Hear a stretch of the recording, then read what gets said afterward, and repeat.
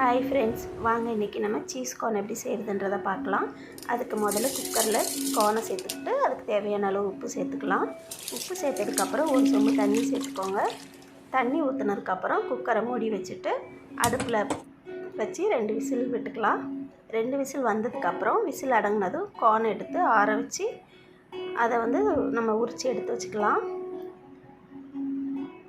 ஒரு வெங்காயம் ஒன்று கட் பண்ணி வச்சுக்கலாம். அடுப்பை பற்ற வச்சு ஒரு பேன் வச்சு எண்ணெய் சேர்த்துக்கலாம். கொஞ்சமாக எண்ணெய் சேர்த்துக்கோங்க.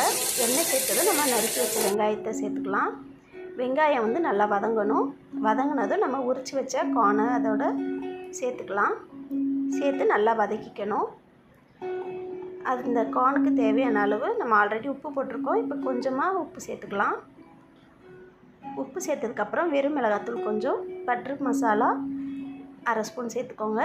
சேர்த்து நல்லா இதை வதக்கிக்கலாம். இது நல்லா வதக்குனதும் அடுப்பை ஆஃப் பண்ணிவிட்டு எடுத்து வச்சுக்கலாம். இந்த சூட்லேயே நம்ம சீஸ் சேர்த்துப்போம். உங்களுக்கு எவ்வளோ தேவையோ அவ்வளோ சேர்த்துக்கோங்க. சீஸு, மயோனிஸும் தேவையான அளவு சேர்த்துக்கோங்க.